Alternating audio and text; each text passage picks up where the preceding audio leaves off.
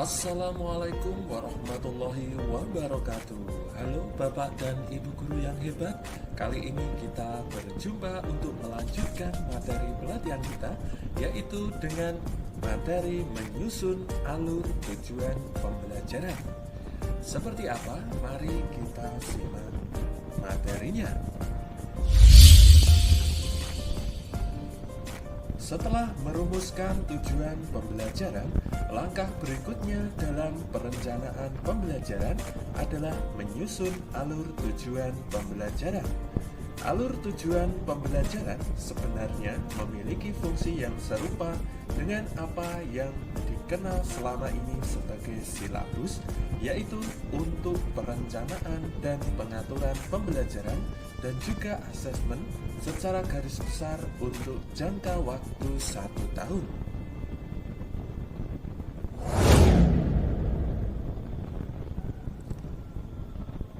Alur tujuan pembelajaran ini dapat diperoleh guru dengan cara yang pertama, yaitu dengan merancang sendiri berdasarkan CP.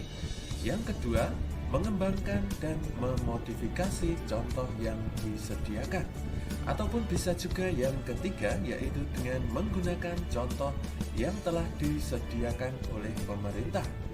Bagi guru yang merancang alur tujuan pembelajarannya sendiri, tujuan pembelajaran yang telah dikembangkan dalam tahap sebelumnya akan disusun sebagai satu alur yang berurutan secara sistematis dan juga logis dari awal sampai akhir fase. Alur tujuan pembelajaran juga perlu disusun secara linear, satu arah, dan tidak bercabang sebagaimana urutan kegiatan pembelajaran yang dilakukan dari hari ke hari.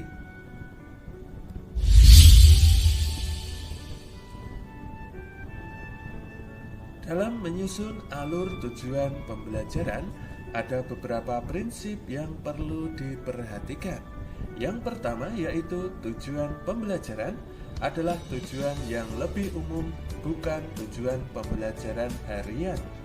Yang kedua, alur tujuan pembelajaran harus tuntas satu fase, tidak terpotong di tengah jalan. Yang ketiga, alur tujuan pembelajaran perlu dikembangkan secara kolaboratif.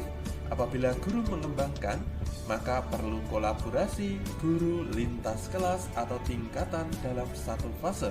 Contoh, kolaborasi antara guru kelas 1 dan kelas 2 untuk fase A. Yang keempat, alur tujuan pembelajaran dikembangkan sesuai karakteristik dan kompetensi yang dikembangkan setiap mata pelajaran. Oleh karena itu, sebaiknya dikembangkan oleh pakar mata pelajaran, termasuk guru yang mahir dalam mata pelajaran tersebut. Yang kelima, yaitu penyusunan alur tujuan pembelajaran tidak perlu lintas fase kecuali untuk pendidikan khusus. Yang keenam, metode penyusunan alur tujuan pembelajaran harus logis dari kemampuan yang sederhana ke yang lebih rumit.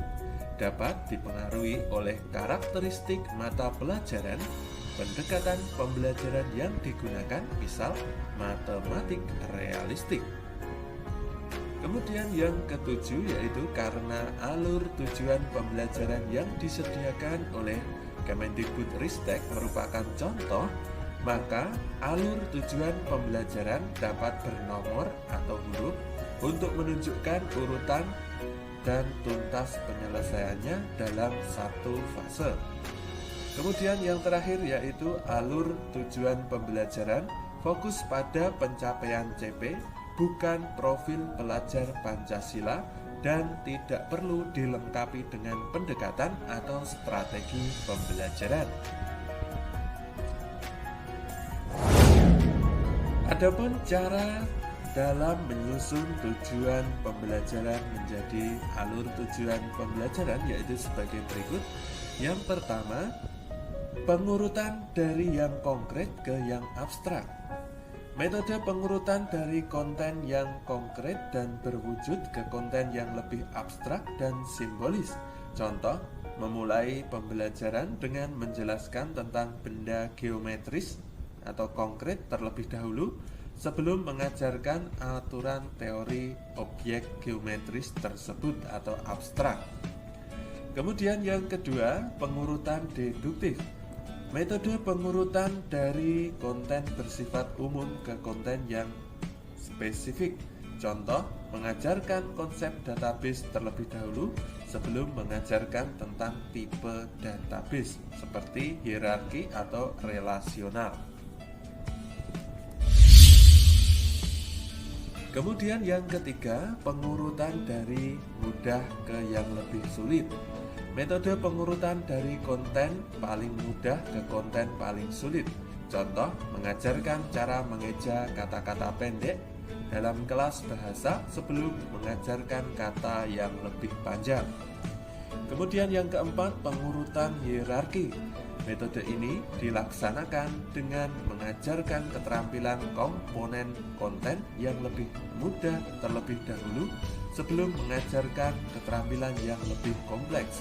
Contoh, siswa perlu belajar tentang penjumlahan sebelum mereka dapat memahami konsep perkalian. Selanjutnya yang kelima yaitu pengurutan prosedural. Metode ini dilaksanakan dengan mengajarkan tahap pertama dari sebuah prosedur, kemudian membantu siswa untuk menyelesaikan tahapan selanjutnya. Contoh dalam mengajarkan cara menggunakan t-test dalam sebuah pertanyaan penelitian. Ada beberapa tahapan prosedur yang harus dilalui seperti menulis hipotesis, menentukan tipe tes yang akan digunakan, memeriksa asumsi, dan menjalankan tes dalam sebuah perangkat lunak statistik. Kemudian yang keenam yaitu scaffolding, metode pengurutan yang meningkatkan standar performa sekaligus mengurangi bantuan secara bertahap. Contohnya yaitu dalam mengajarkan berenang, guru perlu menunjukkan cara mengapung, dan ketika siswa mencobanya, guru hanya butuh membantu. Setelah itu, bantuan yang diberikan akan berkurang setiap tahap. Pada akhirnya, siswa dapat berenang sendiri.